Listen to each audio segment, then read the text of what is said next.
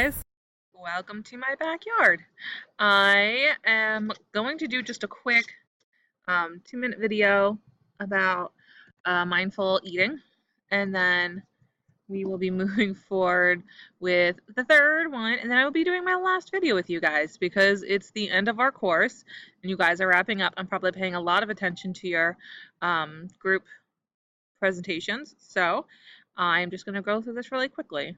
So mindful eating is really about just paying attention with what's going on in front of you. So I know the last time I spoke, I asked if you guys could pick a small edible item. So I picked like an almond.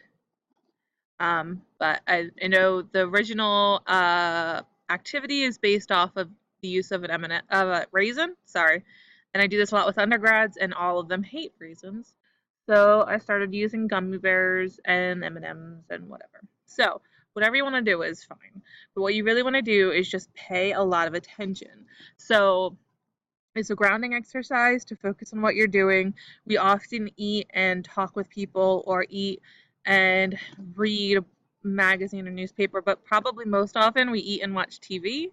And so what we end up doing is not really activating any part of our brains as far as what we're eating and what that means for us, and if it's time to be done.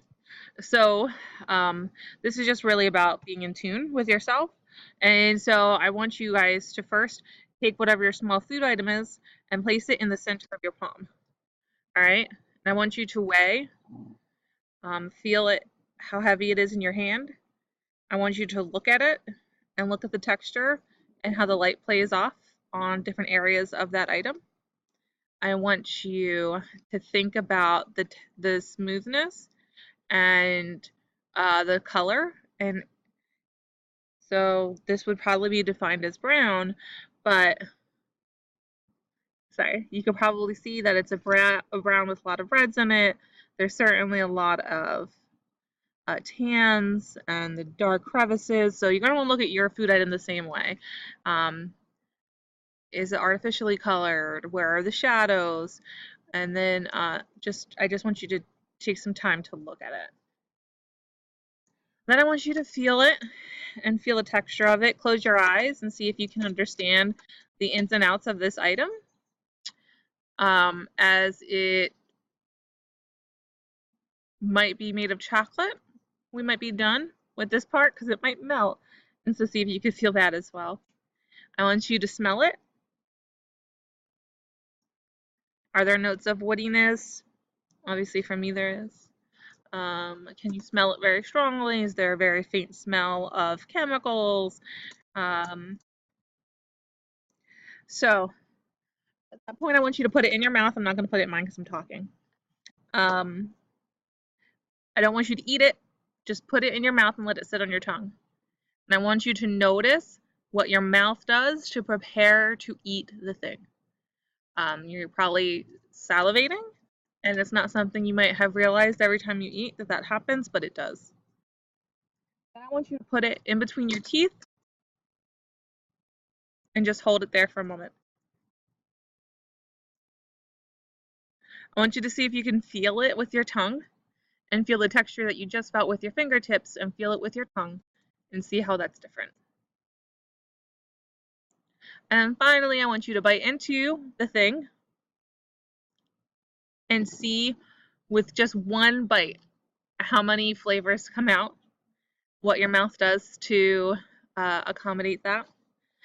I want you to notice the movements of your tongue and jaw, as most of those are now innate and are things that you do naturally. But that wasn't always the case. So I just want you to notice. It's my dogs. Beautiful. And then I want you to just continue chewing, just noticing all the different notes. If you feel there's notes of fruitiness, of bitterness, of salt, I just want you to try and make sure that you know all of the different pieces of what you see. And then when you're finished chewing, you can swallow, although that is also something that your body tends to learn to do on its own anyway. So that is basically eating a thing.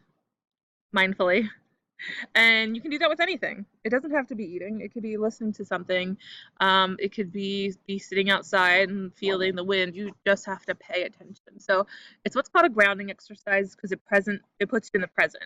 So a lot of times when folks are dealing with panic attacks or things where they're worrying about things in the future or things in the past, you work on grounding exercises with your clients to help them get back to the place where they have control, which is only right now. They can't control the test they have next week, or that time they humiliated themselves in front of their family. You know, there's nothing you can do about those things. You can only experience the thing right in front of you.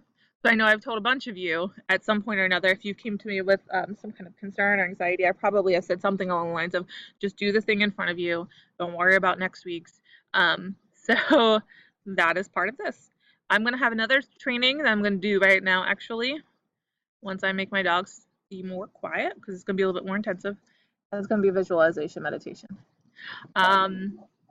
Great. Thank you all for sitting with me. I will see you soon.